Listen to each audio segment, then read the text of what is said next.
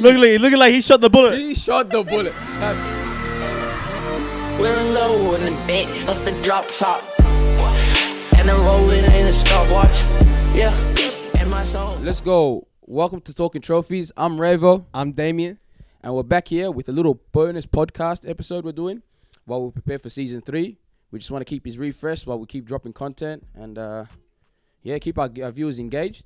Make sure to check us out on Apple Music and on Spotify. We do have our audio podcast available there, so you don't drive when you're watching our videos. Because a lot of people be telling me, yo, I drive to work and I watch your videos, and I'm just like, yo, cuz that's a bit dangerous. So we set up the podcast just for them, you know. We don't encourage illegal activity. Yeah. Pretty much. But how you been anyways? What have you been up to, man? How's everything? I've been good. I built a wardrobe, so nice. Got my fly stuff all hung up in my room. Drip. Yeah, but apart from that, we're going to tackle down some topics. So stay tuned, be ready, and let us know in the comments which one stood out most to you. Yeah, and make sure you guys subscribe to our channel and follow us on Spotify and Apple Podcasts as well, so you can stay engaged. I reckon we'll jump into our first topic. Let's get it. Look, we don't normally talk about like self-developing topics. I don't know, man. Like that's one thing I'm like, Sieb's really talking about it, like, unless we have a guest on. But, you know, I feel like, you know, this is a nice topic we can talk about. It's something that's relatable to probably both of us. Facts. And relatable to all our viewers, you know. And because, bro, I work 9 to 5, man. I work, you know, in the corporate job. I'm just like, bro, Sieb's like coming back after work. I just want to do Talking Trophy, just have a laugh. Yeah. You know what I mean? Like, we just kick back. We're just having a laugh with our cousins and we do nice episodes. That's why I feel like we stray away a bit from the motivational clips and stuff like that. Yeah, we always do. It's always like, for us, we're always vibes. So we just want to like do things that we can get something out of, like less of a serious area. Yeah. But I reckon the first topic we'll talk about is how influential friends are and the impact of, let's just say, your friendship group. You want to start this? What's your thoughts on this, guys? My friends are dogs, you rats, man. No. But like, shout out to my friends real quick. So for me, I'm very selective of who I pick to surround myself with. Because, like, I'm a big believer on, like, who you surround yourself with is, like, how you're going to shape your life or your lifestyle. So, like, if you surround yourself with good people, I truly believe, like, you're going to have a good life, man. You're going to have good friends that will support you in your family, relationships. But, like, yeah, for me, I like people that, like, they stay busy, but, like, they still have room for you as well. So, but how about you, bro? I don't know, man. To be honest, man, I grew up probably, I think my whole life, man, I've been told, like, you're always around the back. Like, you know what I mean? The influence, good friends and stuff. Go make good friends, you know. I got a couple close friends that I'd say are probably really, like, they motivate me and stuff like that. But besides that, like, just generally, like, I don't know, man. I've never been those ones, like, you know how you said, oh, I have, like, a small number of friends. I've never been those guys. I'm like, cuz, if you tell me, oh, do you know this guy, this is your friend, I probably would consider, like, I don't know, 50, 60 people friends. Maybe close friends. But like, cause I grew up in like such a collective society, like area, where you're like you have like a group of like 8, 9 boys. You're chilling one day, then you have another 10 other people you chill. Different areas. Cause I chill with different areas and different kinds of people that I stay in contact with, and like I'm not out here like, I'll be honest with you, I've always like, since I've been young, I never was like, okay, these are my top 3 friends, or like, you know what I mean, or this is my thing. It's like I have friends, obviously you have the close friends. But then I'm like, yo, I've always been like thankful for like, let's just say the people around me. 100%. Yeah. Whether they bring good or bad, like, because I got friends that are not on the right side of, I'd say like what society considered as the right side or the right path. But I don't judge them for that, you know what I mean? End of the day, you know how I always say, you're the main character in your life. Yeah, exactly. You choose what you want to do. That's your life decision, you know? Like, if you're going to be doing bad around me, all right, I'll be like, yo, cuz, if you want to chill, play FIFA, hang out, you know what I mean? Something all right, sweet. But like, if you're going to be doing, you know, your illegal activities, let's just say, I'm not going to be like around that, you know what I mean? Because I don't want to get caught lacking and be held liable. Yeah. But I don't know, man. I've always considered just like, yeah, man, I just have a broad range of like people. I don't really like count friends, but I do like definitely believe that friends influence who you are. And 100%. You know, if you want to judge someone by their character, look at the people he surrounds himself with, or she surrounds herself with. Well, on the topic of surrounding yourself with, I got a question for you. Would you rather be on a 500K dinner? I mean, 500K, or be at a dinner with Jay-Z? Because on that topic, bro, I don't know, man. I'd probably say the 500K. Obviously, that's a straight answer. Easy money. But Kazi, you know what I want to say? You know how people are saying, oh, 500K or dinner with Jay-Z. Everyone's going for the 500K and saying it's an easy question. Yeah. Let's just say this, yeah? You got a business proposal. You set up a business plan. You got a business running, let's just say. You know what I mean? Yeah. You set up an actual business. You believe in your business. And you're like, you know what? I want to go network with Jay-Z. He could make you way more money than that, Potentially. or give you the right advice that could make you generate More that money. Wait, we got a question. We got something coming in. Let's see. Hold on. How do you guys know that the conversation with Jay-Z will be so influential and smart? And what if it's the most dumbest conversation Yeah. ever? Like, he just talks to you I about, think that's like, the risk, bro. Imagine he goes. Nah, Imagine like, the he whole. just talks to Hey, you about, like, imagine the whole convo and he goes, ho. Like imagine yeah. Because I don't know why we put this guy at such a pedestal. You know what I mean? Just because we see him, we don't know how he's like on a one-to-one chat. You know. If you said Nipsey or something like that, I would say maybe. Even Jay-Z too. It's a good idea. Jay-Z influential. But I'll be honest, I'll take the 500k. And how long will the dinner be? What's the time frame on this dinner, man? Is You it can like- invest so much with 500k. Yeah. So, Guys, just chuck that on a little altcoin on cryptocurrency and watch it go 30 times, Kaz, bro. yeah. But we'll jump back Who to would you pick for a dinner. instead of Jay-Z? Let's say it's not Jay-Z. Who's one person you'd pick having a dinner with over 500k? Fuck, that's a tough one, bro. Yeah. Dead or alive? You know Alive, what? yeah, alive, Go yeah. alive. Alive, all right.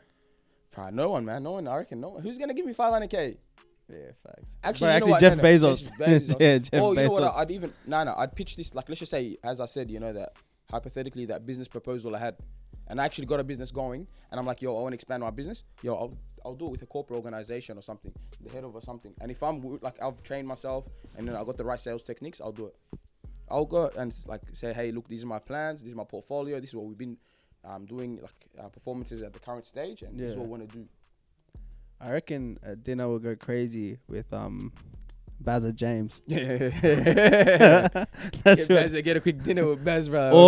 Or the sergeant, the Don himself, Abdul Wahab, your dad. Nah. That would be a dangerous dinner. That one, Kazi, bro. Please. I'll turn down $1 million for that, bro. That'd be But a hey, dangerous listen, we'll dinner. jump back to what's called, Kaz. We were meant to start that next topic, but we'll go back to the friends, Kaz. Oh, my And bad. what are your thoughts on that? Like, what are the influences of friends? I think like they can definitely influence your career paths and like what you want to do, but I think most of all, I think your character, like things you do. So I think like if you grew up and you had a friend who was always checking in on you, caring for you, bringing you food when you're sick, taking care, like introducing themselves to your family, being a genuine good friend, I reckon you're gonna carry that into not just your other friendships, but a relationship, how you treat your parents, your kids. Like you transfer that same type of characteristics that you got from those type of influential friends, I reckon. Yeah. That's me though. I reckon like you can pick up a lot of good things. Like I think growing up, like I had a friend, like one of my friends, big shout out my boy Jafar. This guy, growing up, this guy used to always, whenever he saw an old person crossing the road or getting off a bus, he'd run up to him and like help him out. Yeah. And me seeing that, I was like, yo, that's crazy. I've never when I saw like older people, I never thought of helping him out like that. But seeing that now, I have that heart when I see someone like that's older and struggling a bit more. I tend to give him a helping hand. Yeah, I see what you mean. Definitely. Shout out Jafar, man. Yeah, he's a top. He's a top bloke. But yeah, I definitely see what you're saying too with that. Do you feel like your friends motivate you, Kaz? Yeah, like they motivate me. Like Go. yeah, I think like they motivate me. Yes and no, because sometimes I'll do things without my friends. If they're like, "Man, what are you doing? You're wasting your time," I'll still do it anyway. Like sometimes I don't know, they motivate me to an extent. How about you, bro? How do you feel? Do you feel your friends motivate you? Yeah, to an extent. I've probably got one of my boys, OT. He motivates me. I've got other friends, obviously. For example, like let's just say I got colleagues from work and stuff that motivate me. Definitely, you know. But generally, man, I think because you know why? You know the thing is like with my personality, because you even know like you see me, my personality, and compare it to like every other guy I introduce you to in the area. Yeah. Am I the same? Like you look at me and you be like, no way this guy's friends with these people. Like I think that everyone says that to me. They're like, bro, how are these your friends? Because a lot of my life, most of my life, I've always been told it's like, hey, you know, you're a good guy, you know. But sometimes I see you, like I catch you with the wrong crowds and stuff like that. Yeah. Do you know what I'm saying? And me personally, like for example, let's just say I won't let my friends influence like my career or my drive for life. I'm around, like I'll be around, like let's just say guys that are unemployed, not doing anything for themselves, but you know what I mean, like they're genuinely cool guys to talk to. I have a laugh with them. We actually have cool discussions and stuff, you know. And I don't judge. The thing is with me, like I never judge someone based on their careers or what's their aspirations for life. For me, bro, personally, if you're a good person, like if you're like, I don't know how to explain it. Like for example, I know people that are like other people would say, bro, this guy's the lowest person. But I've seen that person, in like situations where I'm like, yo, cuz like they were there for me, like in sit-shows. I felt that. Like I'm talking about proper sit-shows. I got homeboys that were there for me in like proper sit-shows, and they were there for me. And other people I know hate that, like those people. Yeah. But like I was in like cooked sit-shows, and they were the ones there for me. And then you want me to like turn around just cause like, okay, you know what, they're not doing as well in life. Yeah. Do you know what I mean? And I feel like especially us, like first generation Africans too, living here, it's like our parents are very judgmental, and I feel like that's a trait that dropped down into us. Like my parents would always tell, like for example, I remember I used to see like parents, they'll judge kids based on what they assume. Yeah. Like they'll judge someone on how they look. Even their culture, what they think represents their culture, don't hang around that kid. You know what their people are like, or like I've heard that so many times. I got told that. You know, me and my brother, we had 2 homeboys here, Aussie homeboys, Regan and Daniel. Shout out to them. Regan and Dazza. Regan and Dazza, man, I get around them boys. They were top blokes, guys. You know, and the thing is, we used to hang out with them. We used to play cricket downstairs with them, but then we'd hang out with the other kids in the other building too. And you know what the ladies used to come, like the Somali parents, they used to come to my mum and say, hey, tell your sons don't let your sons hang around with these Australian boys, Aussies. You know, they're not good people. Like, you know what I mean? They're gonna make your kids bad kids, this, that. Brother, the kids in the other building were swearing, they were rude, they used to egg people, we used to do nick-knocking when we were with them, we used to fight. Yeah. In comparison to like hanging out with these guys, they were actually like cool guys. And you remember, you know, Regan and Daniel. Of course, man, of course. What do you mean? Like, I remember when we were younger and stuff. Every single time, like Speaking to the mic. Sorry, I was eating before. When I used to hang out, when I used to meet people at a young age, like from the different culture or like a place, the first thing you learn is the bad words in the language, you know.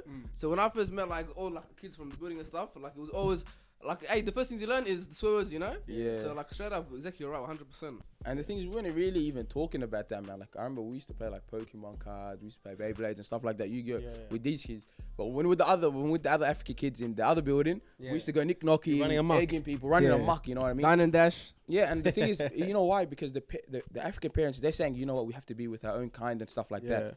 And then I feel like that's where I strayed with most of the people in my community. I was chilling with I literally chilled, like, because I played footy and stuff. You integrated. I integrated very well. I went to a very good school too, you know, public school. So I integrated very well. Yeah. Making friends with other people. Like, and I never really saw, I never judged someone based on where they were from. From a young age, I never really, I never think, oh, this guy's from this country or he's not from my people, you know what I mean? Growing up, I never saw color in that aspect. Like, I never saw, I saw people where they come from, but I never judged that against their character. Yeah. Like, I feel like you can't say I don't see color, cause no, as in how when I saw them, I didn't base their the stereotype of their race against the person. Yeah, that's definitely what I mean by that. And I think, you know what I feel like, because I went to a public school, I was always exposed to that. Yeah, do you know what I mean? And the thing is, till today, I have friends from primary school, bro. I got homeboys from kindergarten. I got homeboys from high school, and I got homeboys from uni, and my co-workers as well. Yeah. Boys I met in the area, boys I met off soccer and stuff. And the thing is, I feel like because I had such a broad range of friends, I've always been able to see things from an open perspective. I see things from different sides, someone else's point of view. But the problem is, when you were saying, for example, I don't, because you're not really exposed to one race of friends. No. Do you know what I mean? But a lot of people, let's just say a lot of our viewers, most of their friends are probably from the same color as them. Yeah. Straight up. It's true, guys. A lot of people, they tend to think, you know what I mean? Whereas me, I wasn't really, I always had, I got, friends that are from everywhere, bro. I got kids that live in the, middle class, upper class, and, where I live, you know what I mean? So, from that, I gained the open perspective in contrast to most of my friends. You know what they used to say to me, cuz let's just say a Saturday I'm gonna go hang out with my footy boys. Let's just say that's what they used to say. Oh, you're gonna go hang out with your footy boys. Me in my head, I'm saying I'm going out to hang out with my friends. Yeah. Do you know what I mean? But that's how they see it. Or they'll be associate. They'll be like, oh, hey, Raver's going to the white boys. Yeah. They love saying that, cuz. Facts. Yeah. Do you know what I mean? But it's not. I don't know, man. I feel like if you don't have that open perspective with friends and you're just limiting how many friends you have and stuff like that. You're not open to different point of views, different perspectives. You know what I'm saying? Hey, do you feel like having that experience that we mentioned, different perspectives and stuff? Do you feel like that became like it became an asset, like a skill for you to use, or like something that benefited you? 100%. But like I mean like something like as like talking trophies and stuff as an example. Like like what do you think? Like I think we're talking trophies, like the way we deliver it. Like I get people even like at work. I got people at my work. Yeah. It's like Star Trek, Aussies. Like there's Aussies. It's multicultural as well. So like they come up to me and they genuinely enjoy the show. So it's like I think we're not sectioned off. I personally feel like it's like you're actually like making yourself so disadvantaged by just keeping to yourself or to your community, to your thing. You know? 100%. And I feel people say, "Oh, Melbourne's such a multicultural community, it's so diverse." It is, but a lot of people stick to their own like they stick to their own kind. Yeah, it is a very diverse. That's the problem. City, but people always tend to stick to their own kind, And when you reach out, it's like a deal. Like it's a deal about 100%. Yeah, like the thing is, that's why I feel like people enjoy about talking trophies. A lot of my boys that tell me, "Oh, cause you're talking to this guy or you're talking to that girl." Do you know what I mean? Yeah. And they're not people from like, let's just say our community, Yeah. like the East African community, even the African community, like because we're so like we only make friends with our certain kind, like let's just say our kind. I'll hang out with only Eritreans or Somalis or Ethiopians. Anything else, not really my type. That's what they think. You know what I mean? And I feel like that causes you to be like. You hold this certain identity. You only hold this certain kind of point of view. Anything outside of that, outside the box, cause Raver, why are you thinking like that? See, this is what happens when you start hanging out with people like that. Yeah. You know what I mean? Yeah. And it's like, I'm like, nah, cause this is how like other people think, bro. It's like the world doesn't like literally in that area. I call it the Matrix. North Melbourne, Flemington, Kensington, Ascot Vale, like Carlton. And then like let's just say Fitzroy area, like that round of the African community, it's like that's the world for them. Yeah, fact. All the gossip, everything is just in that community in a way, like in our community. That's how I seen it. And then you get random maybe like outside the areas, maybe it's like 1 or 2 different stories, gossip, whatever, travel around and stuff, and that's about it. Like, that's it. It's and like, then it gets recycled again and again, new drama, new gossip, new this that. And that's the thing. I never really like. I don't know, man. I never really like got into. I didn't really enjoy it, cause and I'm like, yo, there's a whole world out there. There's some people, bro, like. Cause I got friends like I just what's called from my old workplace that I'm friends with, bro. I even read you the message like, cause like I got close. When I say close, like I'm talking about like, yo, they're like this is because I had to leave, you know. And I'm like I sent a farewell email to like certain coworkers. I'm like, yo, they're like, oh Rayan, I'll miss you a lot, dear. You actually made me teary-eyed while reading this email. It's a shame we couldn't catch up for your farewell from the company I worked for, but I really wish to have you over my house for lunch or dinner or something whenever we are done with whenever COVID ends. And then she's like, I don't know how to say, you know, your next job, whatever. But like, and this person, if I didn't work there, I would never have met them. But like, yo, I met this person. I'm like, yo, this is a genuine person. They're 13 years older than me. 2 kids. Working, but because I didn't have that perspective, like, oh, I'm gonna go to work, bye, not talk to anyone after that, and I just developed that relationship. It's like I got to see like another side, you know what I mean? Like she's a mother of 2, man. She's working, and like I gained motivation from her because I seen what she was doing. She's working, she's a mother of 2, and she's doing further studies. Grinding, and I'm like, yo, this is motivation. Super mom. She's a super mom. That's what I called her. I used to call her auntie at work, bro. Even me, I bring the African side of me to work. I call it auntie, huh? But bro, imagine like I always had that one perspective, and I never really seen life, or I never really intermingled with people. I think I've always had a diverse like how I saw things, because growing up, I didn't grow up in an area like this, you know. So I think growing up in school, like you'd have kids that come to school. One of the kids that come from Collingwood, you have a kid coming from Heidelberg, you have a kid coming from Thomastown, Laylaw, all different areas within the north side or whatever. But then once you meet them, they're like, hey, we're going to go to this party on the weekend. And then you go there, and there's a whole heap of people from eastern suburbs, western, so like different areas. So you're meeting a whole variety of people. So like I never actually experienced, you know, being shut off or like closed off to one community. I've always had that. Yeah. Nah, definitely. I see what you mean. And I feel like even for our viewers, I feel like if you do feel like, if you do look around and you see like, for example, your friends are from like one area or like one point of view, it's something you got to question. It's like, damn, like I got to maybe open up, like, so I can motivate myself. Find people that are from, because I'm telling you, you will find people that will motivate you, that will have not grown up in the same circumstances as you, haven't gone through the same life experiences as you, but they can motivate you in some way. They'll give you a drive. they can see something in you that you probably didn't see, you know. And I'll tell you that I had one mentor, bro. I had a mentor at 17 because I finished high school young, man, and I got into uni. And then someone's like to me, "Hey, Kaz, I can get you a mentor or something. I'll fix you up with a mentor." I got a mentor. This guy's he was like 65 years old, white guy. Damn. Never lived in the Damn. like never lived like anywhere around, like doesn't know anything about multiculturalism. Like his homeboy's like proper like Aussie, man. Mm. You know what I mean? Like he used to rock up, be like, "Hey, what's going on, Ray?" I'm like, "Hey, how you going?" Blah blah blah, you know.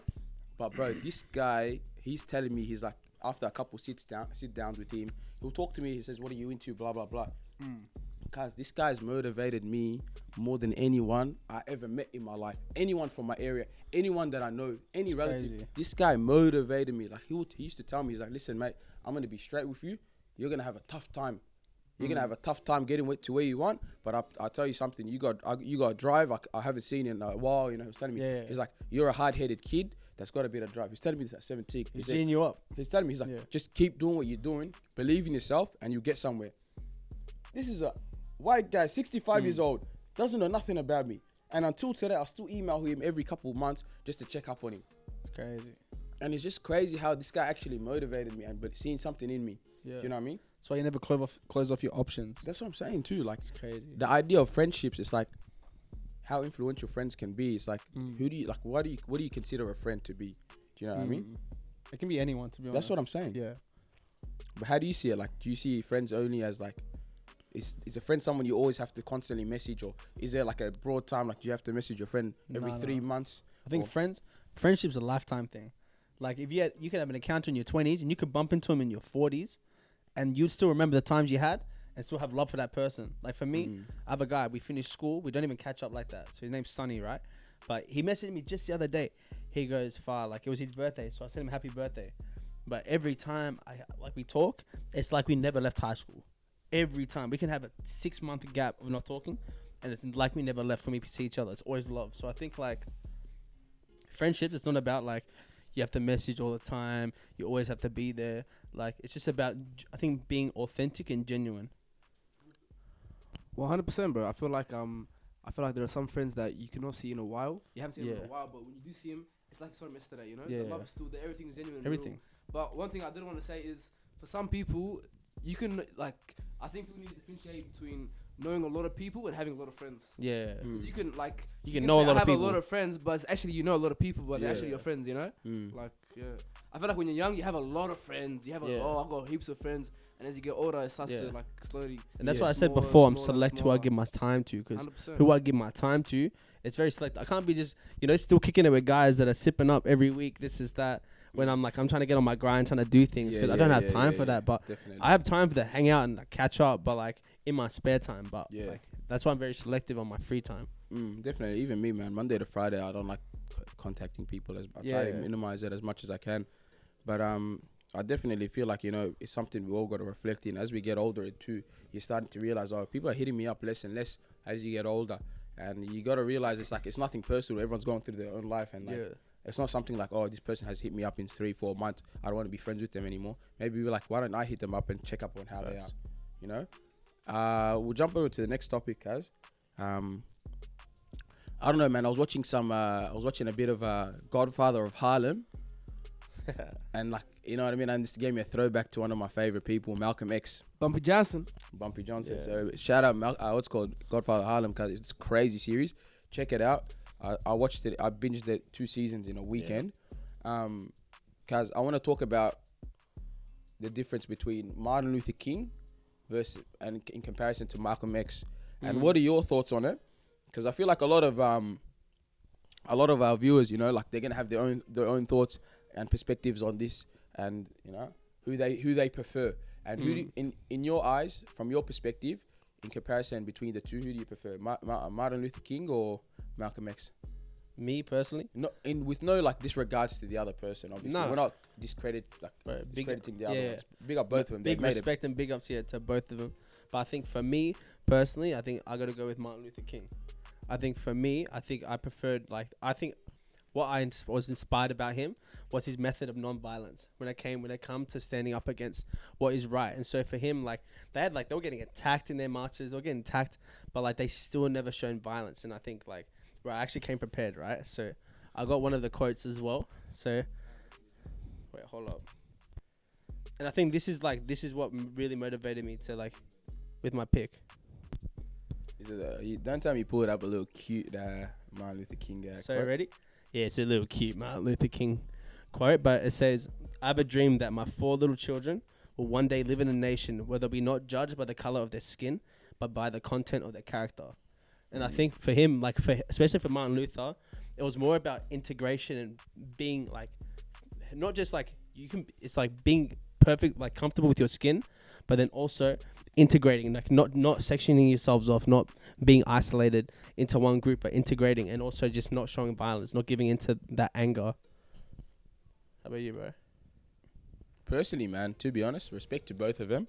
You know, I've read both their books, and with me, I'll be honest, I'd lean towards Malcolm X more. And I don't lean towards the Malcolm. The thing is, there's 2 kinds of Malcolm X's that you can push for. Yeah. There's the idea of Malcolm X when he was in the Nation of Islam, and where he pushed for black nationalism. Yeah. So they were pushing for the idea. By any means. So you see the quote, "By any means necessary," was defend ourselves. Yeah. You know what I mean? And shout out to Lancelot Clothing, because new season 2, "By Any Means Necessary." They're doing one. Shout out. So check that out. He's gonna drop soon. But Malcolm X, that Nation of Islam, by saying that and segregating black people from so black people can prosper and setting up that black economy. I think they got the idea influence from Marcus something. I can't remember his name. But guys, I'll be honest with you. I'll push more towards Malcolm X after he actually joined Orthodox Islam. Not biased because I am a Muslim, but because when he came back from that from the pilgrimage and like he went overseas, he went to like North Africa and stuff, and then he joined Orthodox Islam. He actually learned he changed his whole approach. Yeah. And what he was, the idea I like about Malcolm X after that was he didn't care. He wanted to fight racism. Yeah. When he was in the Nation of Islam, he wanted to fight white people. Yeah. And white power and white supremacy. And by him joining after he left the Nation of Islam, he started pushing against racism, and he started doing stuff like going towards the United Nations and telling them, "Hey, America's leading the first world, but look what they're doing to us." Exactly. Yeah. So he was doing a massive push, and the thing is, the comparisons between Martin Luther King and I'd say Malcolm X is one thing that personally I like shift towards Malcolm X is the idea. I believe that Martin Luther King's approach of during the civil rights movement was he wanted to be accepted by white America. Yeah. He was pushing for an acceptance approach compared to Malcolm X, or what I'd say is Malik El-Shabazz, was pushing for the respect of the white people. He didn't want to be accepted. He wanted to be respected. Yeah. And his approach, I feel like if he did, you know what I mean, at the end of the day, everything's written by God. But I feel like if he stayed around longer, he would have like pushed hard on police brutality straight after. Yeah. He would have pushed hard on police brutality straight after the Civil Rights Act. Yeah. Like he would have said, "Listen, we're saying for him," and because the organization and his charisma was something else. Yeah. Malcolm X, bro, I feel like we can do a whole episode on these two. Yeah. 100%. You know what I mean? I feel like we can do a whole episode on these two. Yeah. Bro. I think we should. Yeah, maybe. Yeah, let us know if you guys think we should do an episode. I want to say my piece, like as well, like between I grew up, like David said, I grew up learning about Martin a lot, man, during school and stuff. Everything was about Martin Luther King in school, you know. But as I got older, I wanted to learn about Malcolm X, you know. He was always like a mysterious character. Who is he, you know? And I did more research, whatever. And it started off, like you said, he was very he was very outspoken about, you know, like not violence to hurt people, but defending, you know. Yeah. And he was all about fighting back, like being staunch back too. But what people don't really talk about is his background. He's so charismatic, but like this guy was a criminal, man. He was a gangster. Yeah, Yeah, exactly. he used to drug deal in Harlem. Yeah, when he was bro, there. he was a criminal, before he and- served the And time. came up from poverty. Yeah, poverty yeah, as for. and I don't blame yeah. him too for hating white people too, because his grandmother got raped. Nah, don't worry about his. Actually, sorry, Yeah, don't worry about his grandma. it But dri- the it way drives his father, they killed his father. Yeah, it's brutal. Bro, they killed him. They knocked his head, and then they put his head on the like the train tracks or something. Yeah. So imagine growing up with that, and the fact that he after that, like you're expecting this guy to grow up and then his mom got put into a foster home because she lost her mind, Yeah. and then you expect this guy to come out I'm after. surprised this guy did do a massacre, bro. And then that's my point. Imagine all of that, and then still being so intellectual and articulate. Yeah. And he became intellectual and articulate in prison. Yeah. You know, he started reading books and meeting other like people. He met the nation there, and he started meeting people and Yeah. stuff. He became so articulate in prison, and he became so like articulate and like in knowledge to fight back. You know. Yeah. And then even when you do get smart, like you still have a lot of learning to do. And I feel like towards the end of his life, he started to learn. He started real learning things. a lot, you know what I mean? And the thing is, the fact that he actually came out and started learning and focusing on, self-reflecting and stuff, that's crazy. But what I'd even say, he said in a quote, he said, "I used to hate white people." Yeah. And then he said, when I went Hajj, I met people with blonde hair and Exactly. blue eyes Yeah. that I could call my brother. he Yeah. was You saying know? these And he was people shocked from by all that. over the world, they're calling me brother, they're hugging me and embracing me like I'm their actual brother. And the thing is, what I'd say even, I'm not gonna lie, personally, I'm not, the Nation of Islam. I even went when I was in New York. Actually, went to see their temples, but what the Nation of Islam did, bro, was like I don't agree with like Elijah Muhammad's beliefs and stuff like that, but what they actually did, cuz, to their black community in Harlem is actually something that is crazy. Like if you, bro, they stopped people like on crack, cuz. Yeah. Like they were getting people off heroin. They were getting people off the streets. These guys were like getting guys that are actual junkies and were considered junkies and making them into what's called like getting them sober. And then getting these guys straight, getting them jobs, getting them sorted Yeah. while they fight racism. Do you know what I mean? Yeah. So it's definitely crazy, man, what they did. And I'd say personally, man, both Malcolm X and Martin Luther King were amazing guys. I lean towards Malcolm X, but I'd say even what's called with the boycott at Washington for the police, what he did for Rosa Parks, and then the rally in Washington. And don't forget too, Martin Luther King has an amazing. If you guys know his history, how he was born, his dad was such a smart man. Yeah. Martin and Malcolm had different raising. Yeah. Martin Exactly. was raised They in came a from church. different areas. He was Yeah. a priest, and mind you, Martin's dad, he went to Germany in 1920. That time people were barely even flying. He was an African American going to Germany, learning Yeah. about Christianity and stuff. Yeah, he learned Yeah. Christianity. You know and how crazy he, is that? So you can see, like, I feel like he went into college at like 15. You know that Martin Luther King. man. That's Yeah. something Like, people he don't know. was 15 years Smart. old. He was so Something smart. like that. And even his dad was a minister. He didn't want to become a minister initially, and then he became a minister. And Gandhi actually influenced most of his approach for the non-violence. I got a question ready. How do you feel like these two icons are like perceived by society? Do you reckon they're seen in the right way? Like, let's say, for example, like Malcolm X. We talked about this last time. You have a lot of these people that are like, for example, like pro-black. How they use these quotes and how they use it. Do you reckon they know the true, like, let's say Malcolm X's true message in his last time, like in his last days? There are some people that are doing it right, cause they understand his last days, and that's the thing. People, what they do is, this is why I don't agree with like this idea of like black supremacy. I support and I understand. I'll push for what's called black pride, black empowerment. I'm 100% with that. 100%. But using the quotes of Malcolm X prior to, let's just say when he was in the what's called let's just say when he said the chickens came home to nest, what is it, the roost to roost or something. That's not the Malcolm X like that he would want to be remembered as himself. That was like, bro, that was like his peak time when he was. That was around. his peak, yeah. You know the Nation of Islam, they loved Malcolm so much because he was like the marketing for them. He was the one that going out and preaching and bringing people in. And he was the one that could had the words. But the thing is, people start hating on that because they're saying, oh, he's taking the honorable Elijah Muhammad's status, like he's taking all the limelight off him when he's, that's the actual messenger they believe.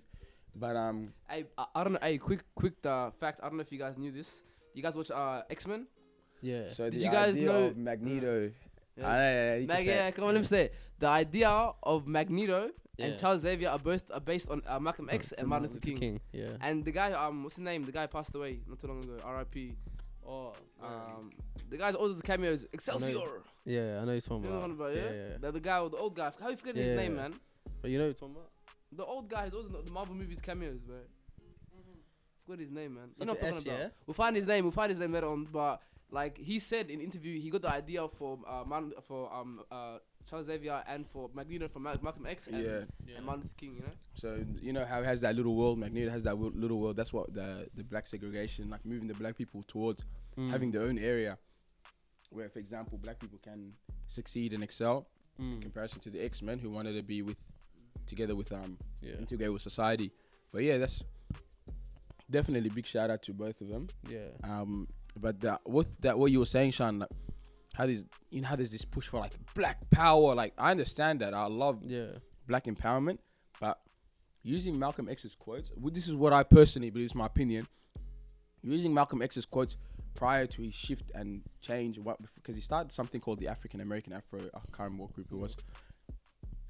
That idea of like black people, we should be like violence and stuff like that. It's misleading from what he actually believed in, yeah. Because what he actually believed in, he did believe in defending yourself. Yeah. And he believes in that. And attack an eye for an eye, like that sort of method in a way, but not that intense. But he believed in we deserve respect. We're gonna get our respect, and we're pushing for that respect. That's great if black people are doing that. But then misleading his quotes and saying, we hate white people, or for example, that they should be still held accountable to extremely for things that happened back then, and using his quotes now, I don't believe, and God knows best, but I don't believe Malcolm X would appreciate people doing that to you. 100%. Do you know what I mean?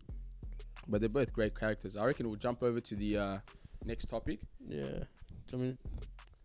Alright, so we had some. Oh yeah, we're gonna introduce someone real quick. Alright, we'll go straight into it.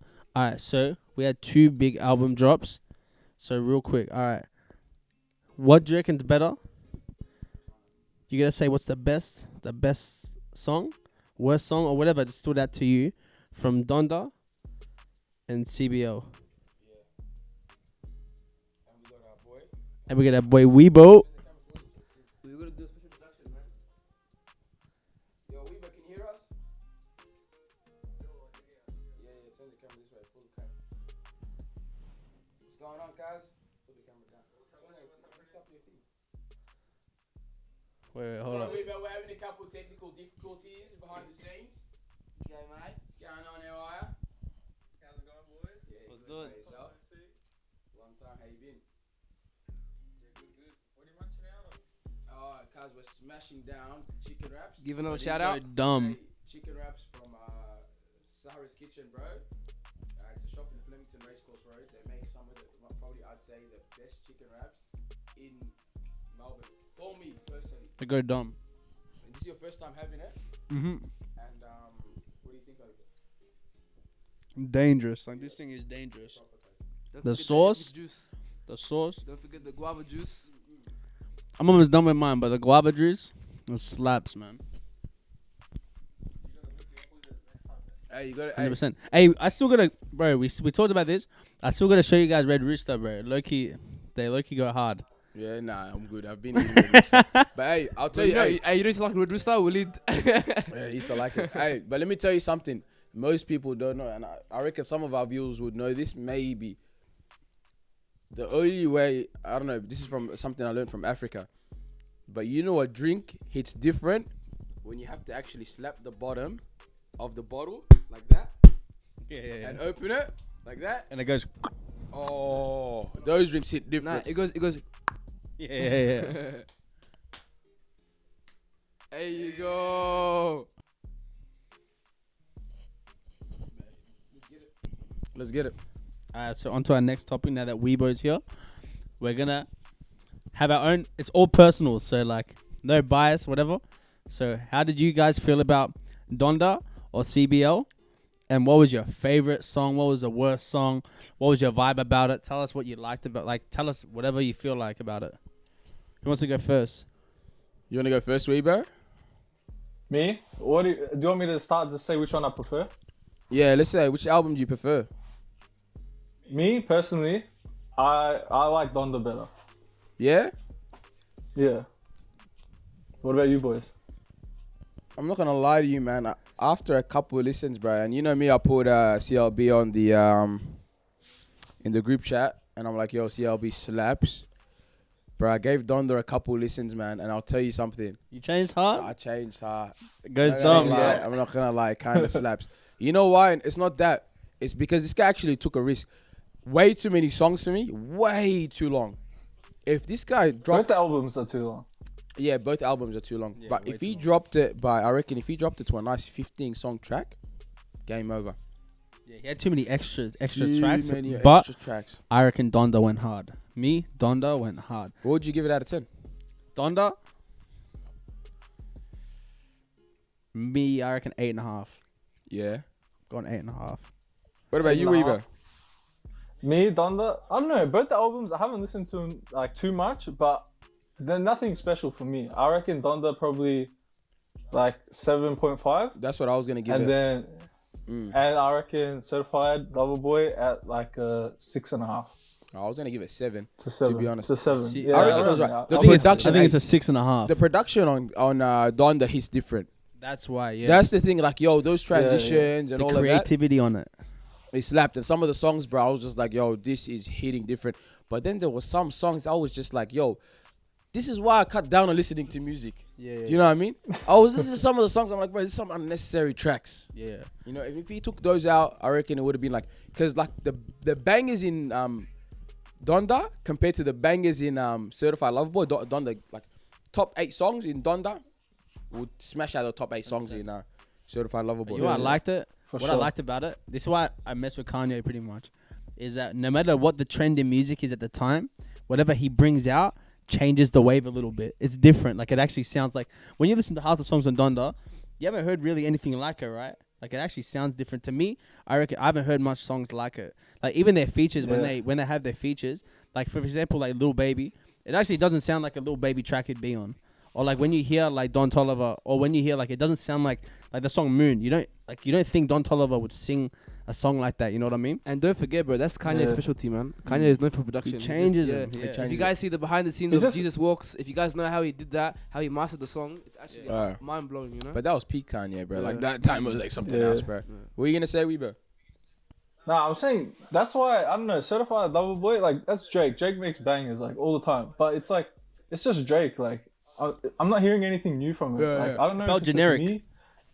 Yeah, like they're good songs. They're good songs to listen to. I don't know if it's just me as well. I'm just not in the Lover Boy mood right now. You know? It's 'cause I'm you're not, cuffed, that's why. It's having 'cause you're a cuffed. recent breakup. Hey, I know. I hey, haven't had a recent you know what I breakup. reckon? I'm You not should, in my hey, feels or anything, you know what you should have done? You should have went on break for 2 days, and then listen to the Certified Lover Boy. And Yeah, smash like it you up. should have came home, Yeah. sat down on the couch, looked at your missus and Yeah. went, "I'm sick of your crap," and started some mad argument, and then come home a week later after you listen to the album, tell us how. Yeah, it is. listen to Certified Lover Boy when you were Yeah. heartbroken, bro. I reckon you would have gave it an But 8 out for of sure. 8.5 as well. I reckon all those guys out there that going through that hardship, they'll be banging out this Oh, album. they're I banging see it. him, bro. I see him on the stories. Low key. I'm not gonna say names, but I see some of my boys. All you heartbroken guys out there, bro. I hear you guys on your stories. Mm. I hear you guys. But bro, I'd say, man, there's a couple tracks in Certified Lover Boy that just hits, bro. Even Fair Trade hits different, Fair trade's dangerous. bro. That Trav and Drake, bro, they always making bang. Trav and Drake, yeah, they're always making bangers. But one person, I'll tell you, you know what I realized? There's one artist, man, that always will push. Like Drake can't drop can't flop with this Future. guy. Future. Facts. When we all Drake, knew it was Future. Yeah, we know it's future. when Drake makes music with Future, it hits different. It hits different, bro. This guy is just G'd up, bro. It's just crazy. I feel like, you know what? When Drake gets into album mode, he's like, yo, okay, my target market is gonna be girls between the ages of like 23 to like 35. Yeah, that's his main. That's who he's gonna get the sales. That's how he gets the records. But then he's like, yo, I still need to get that credit. I need to be like that guy, and you know, I need to be a bit of a G. So he links up with these guys. He links up with like Future and stuff, and he knows when he's coming to Future, he ain't gonna do that little certified. He's not gonna do that facts. lover boy Yeah. or F boy attitude. He's coming in hard. And when that happens with Future, bro, look what happened with What a Time to Be Alive. I feel like Future, even in this That album, album's dangerous. but even in this one, when what's called Way Too Sexy, even what's the other one? Into Deep. You know that one? The other song they got? You know what I'm talking about, Weaver? Which one? Oh, Into Nah, Deep. Yeah, yeah, yeah, yeah. yeah. remember. With Future. But like that one hits different too, bro. I'd Yeah. say. Me also, I liked Fountains. You know, I'm not sure you guys don't know, but I love Afro beats. So like Thames, her voice is so insane, bro. Like every time I hear her voice on a track, she's the one that sings that song, you know, Essence, with Wizkid. Yeah, bro, she's crazy. I don't know, personally, man. I feel like both albums were pretty overhyped, and I feel like they killed the marketing campaigns. And I wouldn't they're not albums I'm gonna probably come back to and just jam to. You know, like they're both experts, but in marketing. Bro, they killed it. They actually killed it. Bro, I reckon that Like that whole beef thing they got. That's some fake ass It's beef. fake Yeah. beef, That's some bro. It is, bro. They killed it, I'm good. bro. Next time we Nah, drop they're a the Talking best in the Trophies game. episode, we need to have beef or something, bro. We need to start beefing. Or Sean. I don't Sean know. has to do it. He has to leave over something and start his own podcast episode or something, bro. Hey, you gotta be one of these podcasts you collaborated with, man. Yeah, but we gotta Maybe beef. like Bittersweet We gotta or beef with some Bittersweet. We gotta Imbalance, beef we gotta with beef with them or any of them. something. Yeah. hey, bro, shout out Imbalance, by the way. MK moved to Toronto. Yeah, I saw. Canada, Yeah. so Bro, I was jealous. I was looking at it. Took yeah. throwbacks, bro. He what's it called? He was talking about on the podcast. They did the final episode. So they left, but we'll definitely do a collab with them over Zoom or something. We need to get something going. But I reckon, hey, I feel like we love them, but I feel like we gotta start like a little beef with Bittersweet. So we just jump on something, bro. You know, Bittersweet. We already love got them. beef. We already got beef anyway with Bittersweet. yeah. Yeah, we're gonna start beef. But you know what we'll do? We'll get Wiebo to start the beef or something. Yeah. And then, bro, from there we'll Me? start dropping. Hey, we'll start yeah. dropping some crazy content, man. Free We'll parking start, dogs. We'll start dropping some crazy Free parking content, beef, bro. and people be like, "Fire, yo, you hear about the beef going on between Bittersweet and Talking Trophies, blah blah blah." Yeah. Make a fake scandal. Make a fake scandal as well. Hey, let's start it with Andrew Bogut. Hey, relax. We want to get him on, Kaz. You're gonna get him. He has his own podcast. Yeah. I was talking about it. We might suss him out if he's down. If he's down to do an episode with us, that'd be sick. But if he doesn't, we'll call him we'll out. do it. Let's go 1v1 him, bro. Yeah. That's what I said. Sure, 1v1 come on the on, court, bro. 1v1 on Yeah. 2K. Yeah. Weebo, you no can one play. Beat me, bro. No one can beat me. No one can beat me. But yeah, Real bro. ones, Overall, man. but what are you guys' thoughts on the Donda CLB, man? Give us our last point of views. Hey, all I want to say is the song. Have you guys heard the song "No Friends in the Industry"? That one goes hard. Bro, no, I'm telling you right now, Drake was smashed when he was rapping the whole thing. You hear it? I swear, Yeah. I actually hear it in his voice. He's Oh. lit. Bro, I'll play it real quick. Listen. Bro, I swear that's my favorite one on the album from Drake.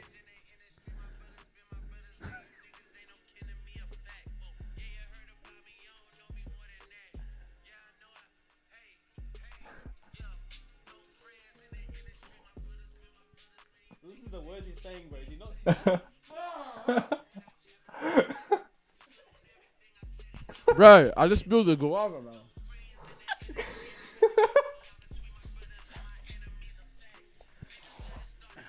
Bro, he's smashed in that track. I'm convinced.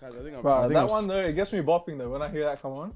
Yeah, it slaps, bro. I reckon that song slaps, but yeah, I think I'm smashed, bro. I just the guava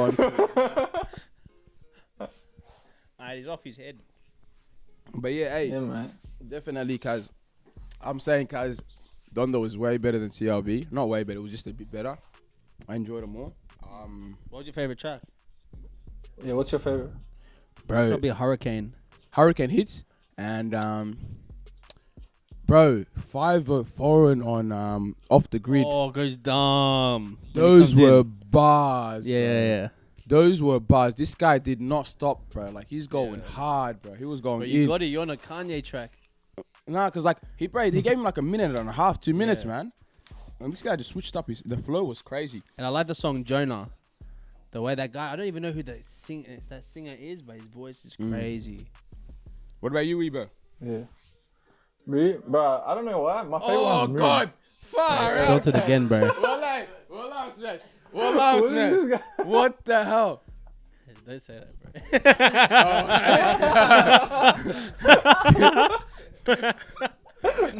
I'm at home. I'm at home, by the way. I'm at home. Hey, it's straight. I'm straight. But bro, how did I split that? That's too clumsy, man. Anyways, hey, Wiebo, I spilled the guava twice, bro, onto the carpet. So You lost the plot, bro. I reckon the fams are gonna kill me. Yeah, bro. What'd you say your favorite songs were? Nah, I said Moon. You know what? You know that song Moon? Yeah.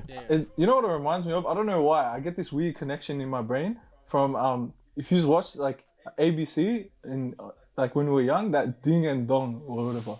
You know those two guys that float off in the outer space? I think This Wiebo guy's smashed. guys. What the hell are you talking about, Bro, Kaz? you're Hey, smashed. hold on, Ding hold on, dong. Ding, Hey, hold on. cut to it. I sort Bro, of Ding and Dong, understand bro. him. Wait, you know what he's saying? Hey, I think so. Hey, keep describing it. Like, give me some Bro. elaborate more. Ding and Dong. It's like these two fluffy guys, bro. It's some cooked show from back in the kids' Because days. ABC had a lot of this Back kind when I of used shows. to- They had a lot of like. Yeah, Like, you know what I mean? Bro, these guys Smash shows. Ding being and out of dong. space, and I don't know what they are. They're like some fluffy guys or whatever, and they just go flying off. And in they outer don't talk, space. yeah. They don't talk I don't proper know. words. They just communicate in some weird noises, yeah. Yeah. Yeah, I think. But that bring me back those memories. I don't know why, but that's Kaz, on. you're Goes smashed. hard. We gotta find that cartoon, but Hey, we'll find that out. If we find it, we'll put it on the screen. Yeah, bro, cut it in, definitely. Raven. Edit. Hey, I'll edit it in, bro. Definitely, bro. I reckon, yeah, you Wiebo. Thanks for jumping through. You know, hey, you guys will No see worries, Wiebo a bit more 100%. talking trophies. Just wait. Just wait on it, and you're gonna see Wiebo a little bit more than usual. hey, Wiebo, real quick. I'm really loving the yoga exercises behind ya on the wall. Yeah, what's that? Is that exercise Yeah. yoga or? This is for the machines, right? You know, I got a little. Oh, cause you this know, guy lives home in workout. this guy's in the suburbs, Here we- brother. This guy's. Hey, Hey, yeah, right, brother. You can do a Who's- gym in the Who's house. that on the couch, mate? In the gym, right? Huh? Cause you cheating on your missus with the M&Ms or what? Hey, don't worry, baddie! Yo, baddie! Baddie alert. Baddie! Uh, Hey, but Devs, hey, you're gonna see you're Wiebo cool. much more. We'll see you soon, Wiebo. Hey, thanks for jumping on. no And we'll worries, see you in boys. We'll season catch 3. up. Shout out Weeboard as well. Shout out Weeboard as well. Hey, Yeah. he's gonna be. Are you gonna announce it? The clothes? I not yet. Coming soon. Don't Coming worry. soon. Coming soon. Don't worry Fashion. about it. Hey, take care, Wiebo. Yeah. Latest. Yo, that was sick, bro. Our boy Wiebo, shout out to him. We love the guy. And yeah, hey. Next topic, bro. Alright. Oh, okay. This one's relatable to all our Alright. Melbourne listeners. Alright. For all y'all in Melbourne, Revo, what are your thoughts on vaccine passports? Because you heard about, like, have you heard apparently, I haven't got nothing clear yet, but I've been hearing that apparently, like, soon they're gonna, like, with the vaccine passports, you're only allowed outside your home if you have that tick of approval. What are your thoughts on that? I don't Do you know, think- man. And do you think it's inhumane? I don't think it's inhumane, bro. People are dragging inhumane. Like, Yeah. I feel like this is first world problems, bro. But I don't know, man. I personally don't agree with it. Mm. I'm like, yo, if you're vaccinated, you're vaccinated. You're protected from the virus. If you're not, you're not protected from the virus. And if you don't believe in the virus, that's on you. You know what I mean? If it's a scam, whatever. But definitely with the passports, I don't know, man. I'm a bit on the fence on it. You know what I mean? I did get my jab. So I guess I'll be inside while you guys stay outside. The anti-vaxxers. But I'm going to say, man, personally, bro, I'm on the fence on it a bit. And I don't see why someone should be, you know, not allowed to come into a venue just because they didn't get the jab. You know what I mean? At the end of the day, that's their own personal choice. But at the same time, you know, we do want to minimize the harms of this virus. So. Yeah, agreed. I feel like it's dragged. I feel like they're just trying to force it. That's why they're doing it. It's that pressure tactic. That's what I think it is. But yeah, like, I don't know. I think it's appropriate if you want to go overseas, maybe. If you want to go overseas, yeah, that's fair enough because it's international law. Like, it's different, right? But I think when it comes to, like, you can't go to the local shopping center because they can't force that one really. Bro, But you can't. What do you mean? Apparently, you can't even go to certain restaurants. Yeah, that's what I mean. cafes. You can't go to your favorite restaurant Yeah. just because you didn't get the vaccine. And does That's the vaccine, dragged, the bro. vaccine doesn't stop the spread. Yeah. You can still spread it even if you're vaccinated. Just letting you So I don't know. get the Disclaimer: point of- I Sean is a don't- bachelor in YouTube, Nah. so subscribe No, subscribe to his channel. Yeah, subscribe to his channel. Subscribe to it, bro. True Seeker. Sean- 5, Sean- 5, 8, 9, Sean 10. News. Sean News. Hey, as we spoke about last time, don't say the words linked to the as much. Oh yeah, You true, know what I true. mean? The C word. Yeah. The don't C say- word and yeah. the V word too. Don't say the V word. But yeah. Hey, what were you gonna say? does jab count? I doubt it. But I don't know, man. I feel like, bro, at the end of the day, it's your own personal choice to get it or not. And I feel like there's You know, I love how the anti-vaxxers, they always have like this. They're like, yo, they were going to do this. Once this thing stays around too long, we're gonna make them do this. We're gonna do this. Then they're gonna have to do this. It's like, bro, we already knew that was gonna happen if it does occur. You know what I mean? The government's in too deep, man. In the end of the day. And I'm like, bro, these like, I don't know, man. I'm a bit. I think because I got my jab, I'm a bit more, you know, on the like supportive side, brother. Homeboy Dan, if homeboy Danny Andrews tells me, brother, no one's allowed in, cause I got mine, cause I'm good, you know what I mean. But I feel like for other people, you go hey from outside the club, huh? Yeah, you can watch that. You can't even get in. You can't hey from outside the club. You can't even get in. Leg out. But yeah, man, I don't know, man. What are your thoughts on it? Last thoughts. I know, Sean. You got any thoughts? I feel like vaccinated or unvaccinated, I just hope this thing doesn't turn into like a second class thing, you know? Like, I feel like, I just hope like there won't be like snobby vaccinated people that look down upon unvaccinated people. You know what I mean? Like, I just hope this thing won't divide Australia more, you know? Like, that's the problem, man. I'm feeling that's what I'm worried about. That's my main worry. That division. It's just division. He's right. It's actually becoming that toxic, how divided it is. Yeah. Like, you're seeing people like, they don't want to talk, like they're like, oh, I don't want to hear the arguments, or they're so stupid. It's like, yo, there's genuine, like, I see genuine concerns on why you wouldn't want to get there. 100%, you know what I mean? And bro, there are some people like they're like ladies, they're pregnant, they're paranoid, and they're worried. Like, look, I feel like us, I don't blame them. Kids, you know, like if you have a child, I don't have a child, but I reckon if you have a child, your whole mind, everything changes. You become full protective mode. Yeah, like you take everything to account, the smallest thing, their food, from where they sleep, from the dust in their room. So let alone get an injection in their body, you know. So I don't blame people for being so like you know, like worried and cautious and really want to know what's going on. And I feel like if there's less communication of what's in the vaccine and why we're doing it, it gets them even more worried, you know. So like you're not helping calm fears by doing that. I feel like the government approach of how they're doing it is not not relieving at all. It's just fear. Yeah.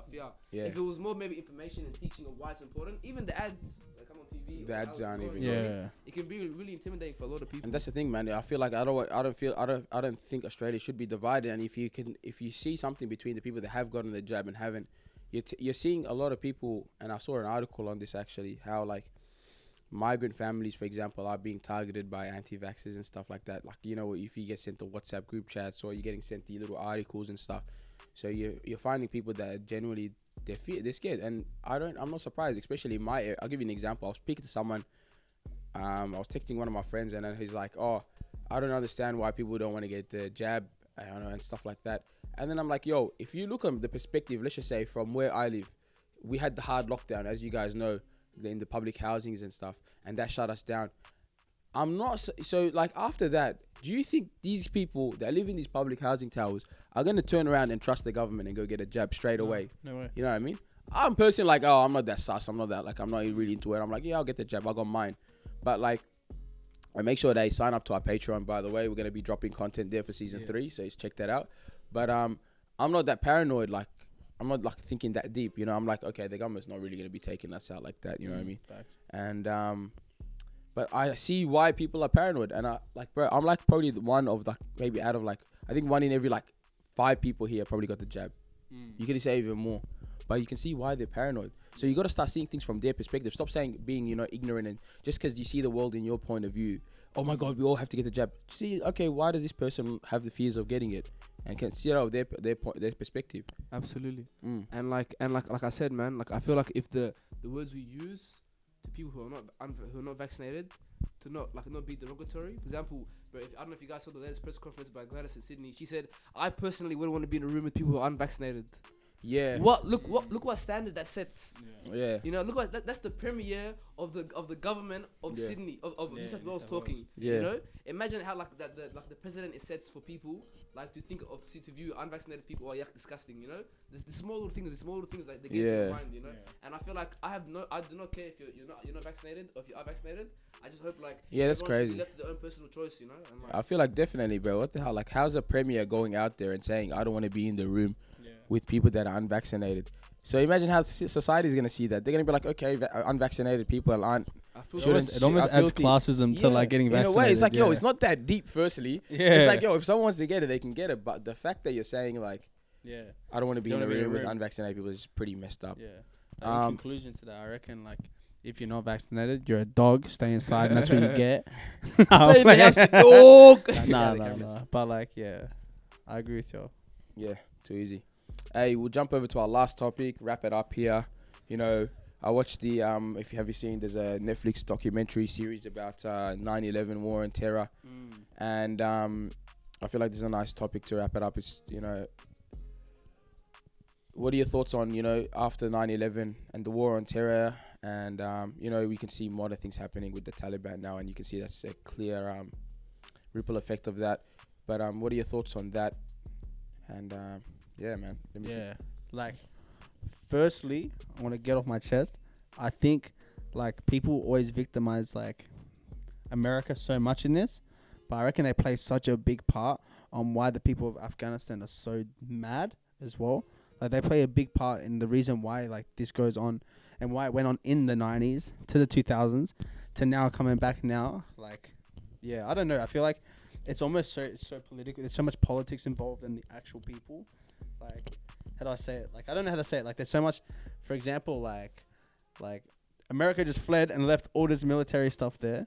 Like, bro, like, come on, like, you're expecting something to happen in the future now that they left all this there. Like, I don't know. There's so much politics there as well. But yeah, I don't know. It's crazy. I think it's crazy that the decisions that happened from how something from the 1970s, man, to the 80s could have such an impact till today. And, you know, that you can see the influence of it, especially after, you know, the Cold War and how America funded the Mujahideen pretty much during that time. Exactly. And then what they characterize them, if you look back and look into articles in America, they were actually celebrating them, how they kicked out the Soviets out of the country. They were celebrating them, and they were heroes. But then they pretty much turned around, did the same thing to America. And the thing is, it's crazy, man, how many innocent people lost their lives.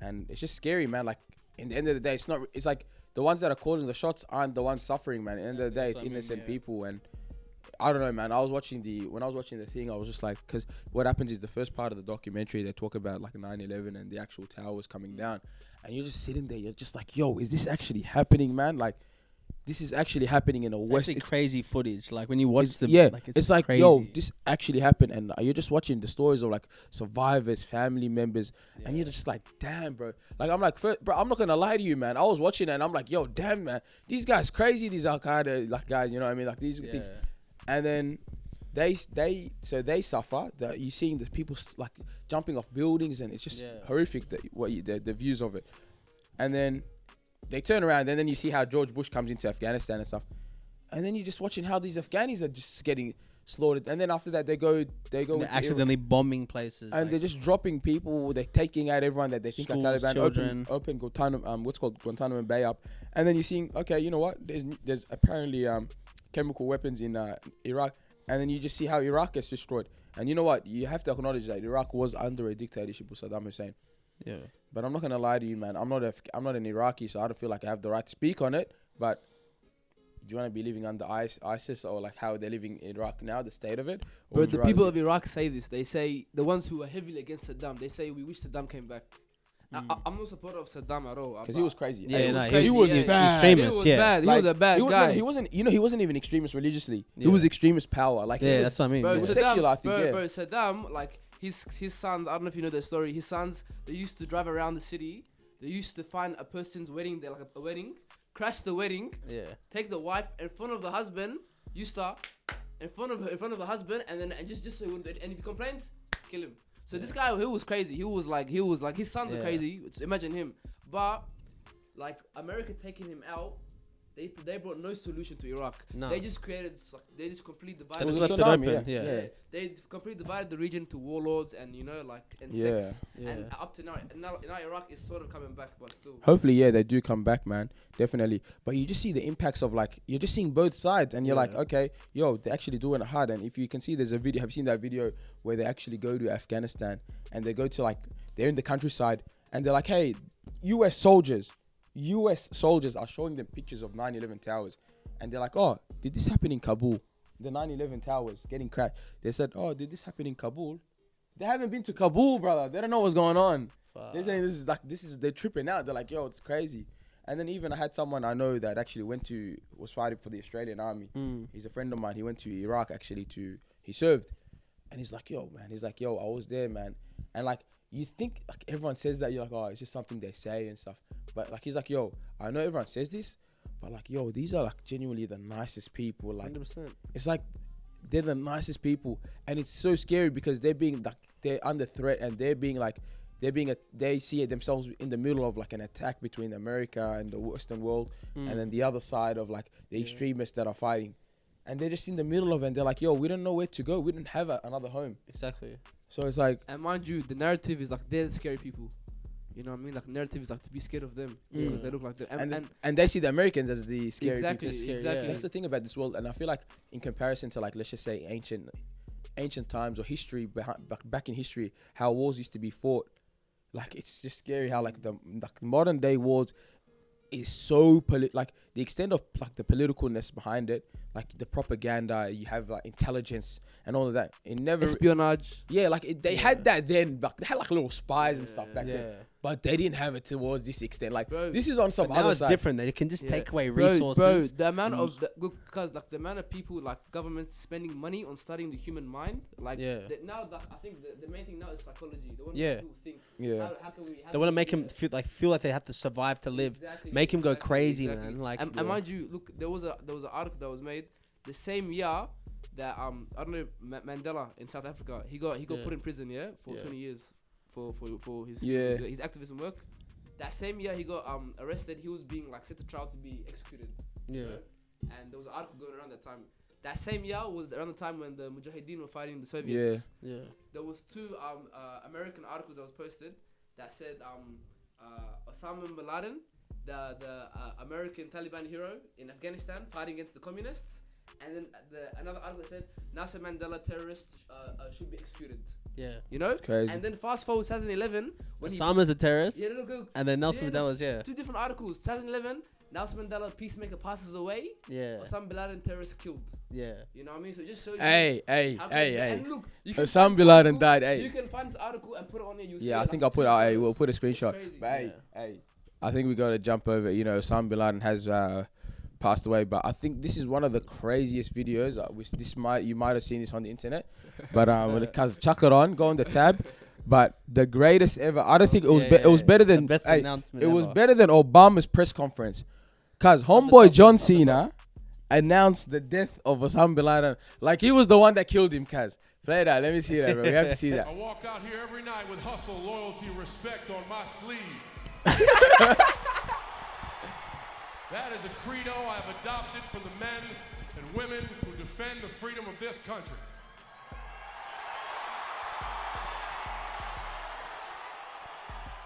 We have caught and compromised to a permanent end Osama bin Laden.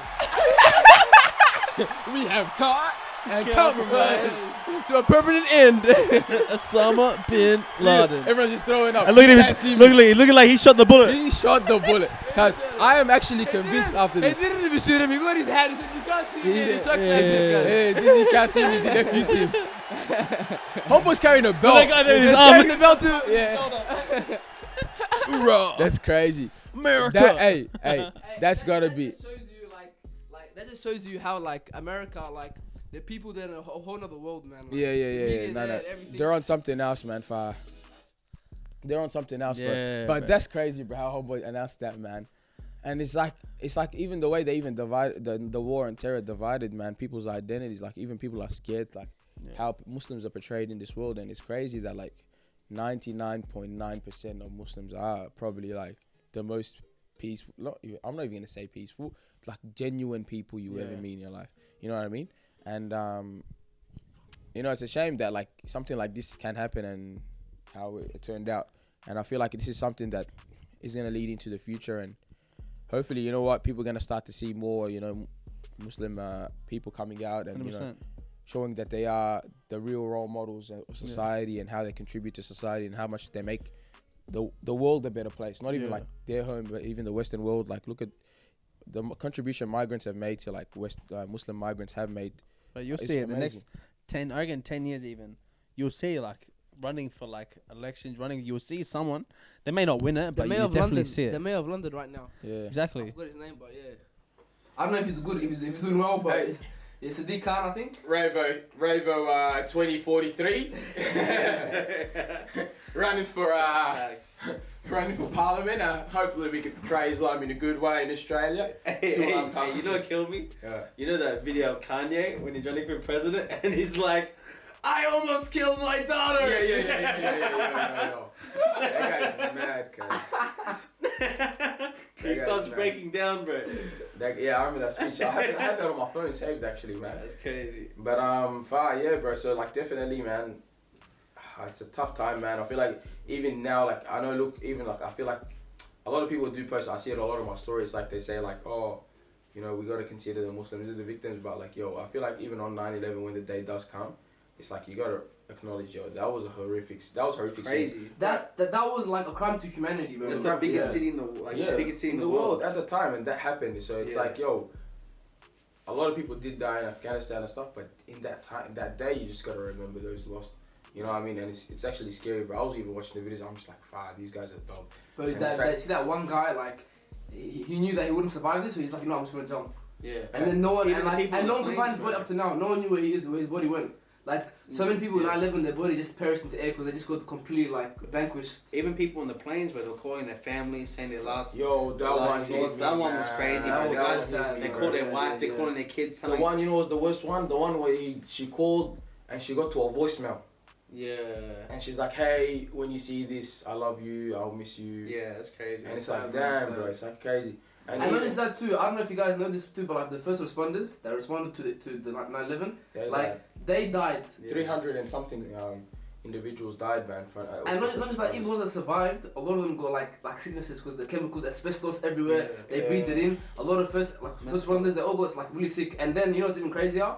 Like the government promised them to, because they were the first responders, they would look after them, they'll get like, you know, compensation and payments. They got like nothing. Yeah. And they had to fight. And you know when they got it? 2019. That's actually crazy. 2019, they finally got full. That's what I'm saying, man. And that's the look. Imagine this: your government is telling you we have to go and fight these guys who've done this, and the people who are saving the lives, you don't even care about them. Yeah. You know. So it just like it's so mind-boggling. Apparently, the amount of funding went to firearms and I mean like to military. Yeah. The way it skyrocketed after 9/11 as well. Yeah. And then the next day, apparently Walmart was things. So like it's just like scary. And bro, I'm not surprised it went like that, man. Like, yo, imagine seeing that happen to your city. You're But like, imagine you go to Eureka. You go get shut up. Imagine us, we go to Eureka Sky, that happens, bro. We're like, what the flip? I'll start turning myself, man, to be honest. And bro, you know, even like shout out to, there was another plane that not many people know about actually.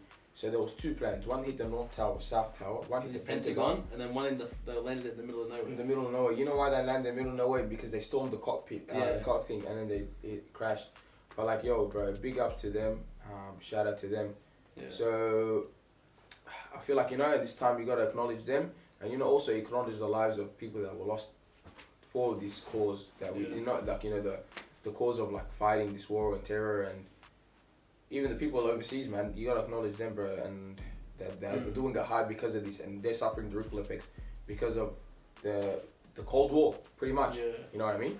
So in saying that, I think seeing all this stuff, it makes me really grateful for the people that you do have in your life, and also even where we're living as a country as well. Like, you know, we're grateful that we're not seeing people getting bombed like on a daily or weekly thing. Like, be grateful for what you have. So like seeing our stuff is just a reminder, you know, just you're blessed to be where you are crazy, right now. Even me when I was in Africa, man, I seen guns. I had a gun put on me and went by the army actually, in because they thought I am Eritrean, but there was a tension between them. They thought, because I had my dreads then, and they came to me. They all like Habis. Yeah, they thought I was Habis. You're Habis. But they let me go. They let me go anyways. But like, I'm like, yo, that can happen there to anyone, and it's crazy, man. So I feel like, firstly, Aussie.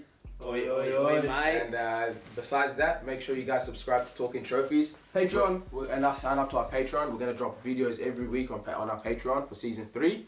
And we're just going to come harder, better than ever. Stay tuned, it's going to be a banger. We're actually going to go hard this season. And thank you for watching this episode of Talking Trophies. Stay humble, faith. Young Carly, me and Ocean getting started. Drop top, I'm in my zone.